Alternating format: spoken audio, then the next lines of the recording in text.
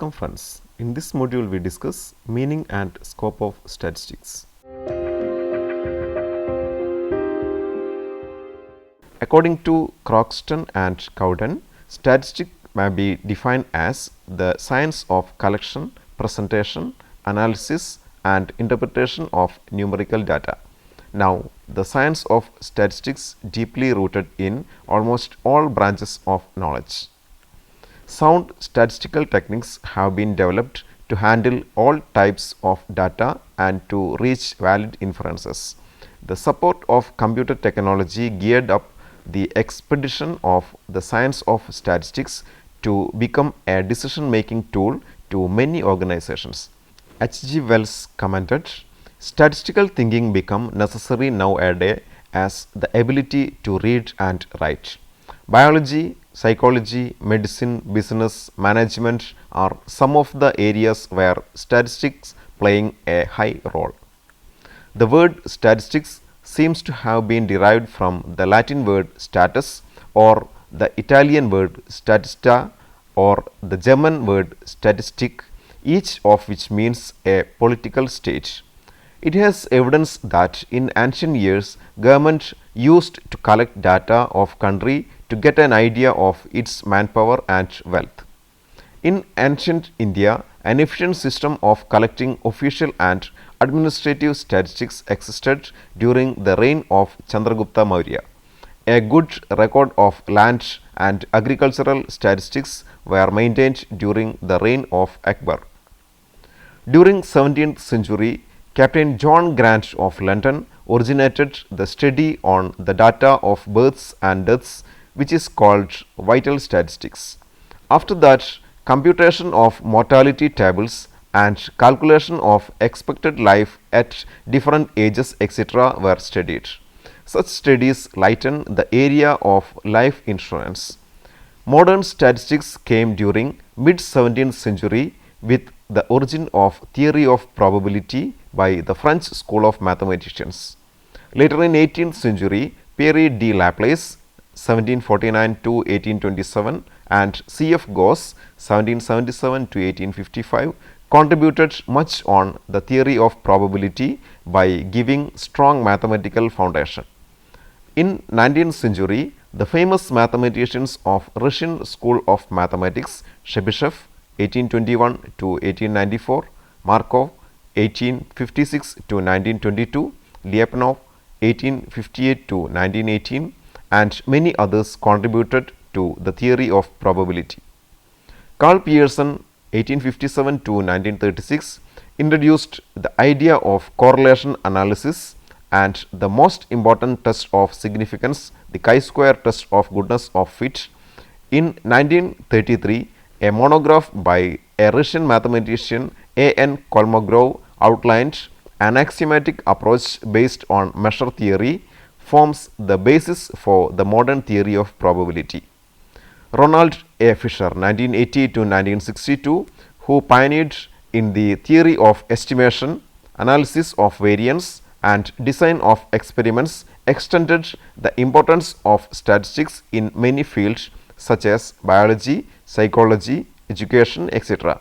R. A. Fisher, who is the real giant in the development of the theory of statistics, is known as the father of modern statistics. Data. The raw material for any statistical study is the information collected called data. A statistical investigation is performed with following steps. 1. Planning the inquiry. 2. Collection of data. 3. Organization of the data. 4. Presentation of the organized data. 5. Analyzing the presented data. And 6. Interpretation of the collected data. In a statistical investigation, organize and summarize the data which is coming under descriptive statistics and reaching decisions about a large body of the data by examining only a small part of it is coming under inferential statistics. Population and sample. Consider a large group of individuals. Assume one particular characteristic of this large group is to be studied. For example, we have to study the weight of boys of 15 years old in a state. Here we are considering the large group of boys of 15 years old of the particular state, and we are focusing on the weight of these students. Any boy of the particular stage of this group is capable to provide us the required data. The large group of students considering here is referred to as the population under this investigation. As a definition, we can say the large group of entities which is capable to provide the information required under the statistical investigation is the population under investigation. A sample may be defined as a part of a population. In our study regarding weight, if we are selecting only a few students and measuring their weights, the data obtained is a sample data. Let x denotes the weight of a student of this group. Corresponding to each individual of the population, we get a number denoting the weight of that student. The set of such numbers are called statistical population. This statistical population is the set of admissible values of the variable x, the weights. If the population under a statistical investigation consists of a finite number of values, it is termed as finite, otherwise it is an infinite population. Collection of data. Systematically collected data is the backbone of any statistical investigation. Statistical data are generally of two kinds: one, primary data, and two, secondary data. Primary data. Primary data are those statistical data which are collected for the first time and are original in nature. The investigator or the enumerators appointed by him collect data directly from the units of the population to perform their statistical analysis. Secondary data. Secondary data are those type of data collected by some other agency for similar purpose and used by the investigator for his purpose. Office records, government publications, publications of research institutions, newspapers, etc. are the sources of secondary data. Collection of secondary data is less time consuming and cost saving, but extra care should be given while deciding the compatibility and reliability of the data. But it is to be remembered that once it was the primary data for some other. Primary data is original but expensive and time consuming. If it is collected in a systematic and efficient way, it is much dependable. Methods of collecting primary data. Various methods of collection of primary data involves: one, direct personal investigation. In this method, the investigator or enumerator personally collects the data from the units of the population.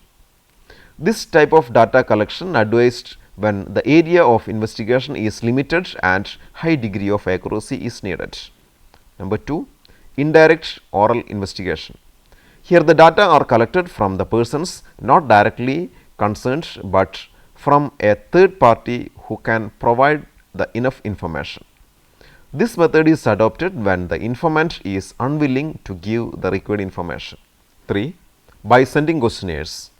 When the area of investigation is vast and informants are literate, one can send questionnaire containing the questions on the information required to the informants and collect the required data from their answers to the questions. Success of this method mainly depends upon the ability of preparing a good questionnaire and the degree of response from the informants using the help of correspondence. Apart from the formal data collection, agencies or correspondents are appointed in different areas to collect and transmit the required information. Census and sampling. If the data is collected from each and every units of the population, then it is known as complete enumeration or census. When the enumeration is made only from a part of the population, it is called partial enumeration or sampling. Sampling is divided further into probability sampling and non-probability sampling. If the sample items from the population for enumeration are selected according to some probability law, the method is probability sampling. If the samples to be enumerated are selected According to the convenience of the enumerator, the method is non-probability sampling. Simple random sampling, stratified sampling, systematic sampling are some of the probability sampling methods. The possible errors in data collection are classified into sampling and non-sampling errors. The errors arising due to the faulty and unscientific methods used in sampling procedure and errors in the inference drawn about the population on the basis of the sample are coming under sampling errors. The manual errors while data processing due to carelessness or untrained persons are coming under non-sampling errors. Types of data: qualitative and quantitative data. Qualitative data is a categorical measurement expressed not in terms of numbers, but rather by means of natural language description. In statistics, it is often used interchangeably with categorical data. Quantitative data is a numerical measurement expressed not by means of a natural language description, but rather in terms of numbers. Quantitative variables can be continuous or discrete. Continuous variables are the variables which can assume any real number within certain limits, and discrete variables are the variables which can assume only finite or infinite but separable possible values. Weight, height, etc. are continuous and they can assume any value within a given range.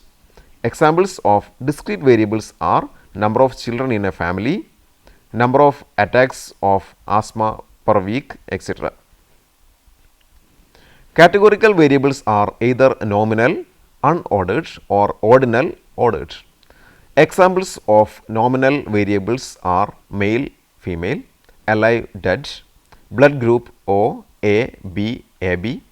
For nominal variables with more than two categories, the order does not matter. For example, one cannot say that people in blood group B lies between those in A and those in AB. Sometimes, however, people can provide ordered responses such as grade of breast cancer, or they can agree, neither agree nor disagree, or disagree with some statement. In this case, the order does matter and it is usually important to account for it. Ranked data. In some situations, we arrange a group of observations from highest to lowest according to the magnitude and then assign numbers that corresponds to each observation's position, which is called rank in the sequence. This type of data is called ranked data. Attributes and variables. Consider the recorded heights of 4 individuals in inches as 51, 52, 71 and 76. Here height is a variable and the figures 51, 52, 71 and 76 are the values of the variable. Suppose we select a packet of 4 bulbs. The lot contains good as well as defective bulbs. The box may contain 0, 1, 2, 3, 4 defective bulbs. The values 0, 1, 2, 3 and 4 are the values of the variable. Out of 4 persons whose heights are given above, 2 are tall with heights 71 and 76 inches and 2 are short with heights 51 and 52 inches. Here level of height, tall or short, is not a variable. It is called an attribute. Out of 4 bulbs, 2 are good and 2 are defective. Here also any variable is not under consideration. The status of the bulb is an attribute with 2 outcomes, good and defective. Thus, attribute is a quality and the data is collected to see how many objects possess the quality of being defective and how many elements do not possess this quality. Other famous examples of the attributes are level of education, level of smoking, religion and color, etc. Hence, the data on the variables are called the quantitative data, whereas the data on the attributes are called qualitative data or count data. Limitations of statistics.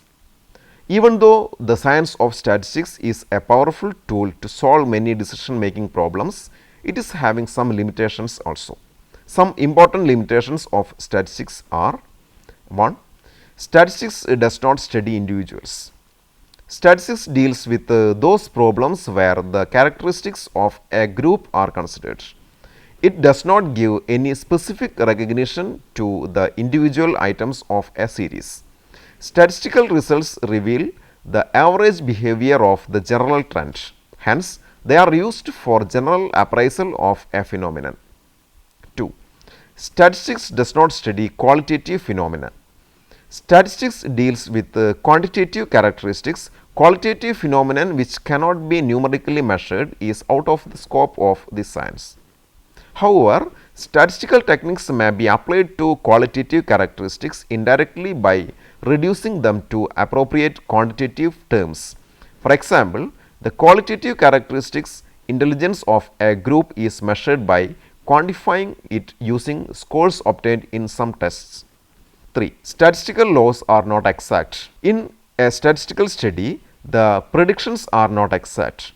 In some chemical reaction, the result is exactly predicted. But in an experiment of tossing of two coins with the help of the probability of occurring heads in the coin, the total number of heads occurring can only approximately be predicted. 4. Statistics is liable to be misused. It is just like a tool which can use only by experts and dangerous in the hands of inexperts. The inference made by untrained persons may be fallacious. Using statistical data, one can produce false inference as he wish and it can be presented as the truth. In such a context, the words of King that statistics are like clay of which one can make gods or devils as one pleases is relevant. Hence, it is to be ensured that the statistical analysis is done by experts in a scientific way to reveal the truth contained in the data. Now, let us summarize the session. This module is for brief introduction to the world of statistics. Some fundamental concepts and some historical aspects are provided. Various methods of data collection and types of data are explained. The method of census and sampling is included. The concept of attributes and variables are given. Finally, some of the demerits of statistics are also added. Before we attend the next unit, please try to answer the following questions. 1. Differentiate between descriptive and inferential statistics. 2. Prepare a short note on primary and secondary data. 3. Write a note on various types of data. The books for your reference are 1. Marcelo Pagano and Kimberly Guerrio, Principles of Biostatistics, Signage Learning. 2. Mehdi J. Statistical Methods and Introductory Text, New Age International Private Limited. 3. Bud B.R., Sri Venkatramana T. and Madhav Rao K.S. Statistics, a Beginner's Test, New Age International Private Limited. 4. Gupta S.C. and V.K. Kapoor, Fundamentals of Mathematical Statistics, Sultan Chand and Sons. 5. Daniel W. Biostatistics, John Wiley Sons. Hope you enjoyed this session. See you next time. Until then, goodbye.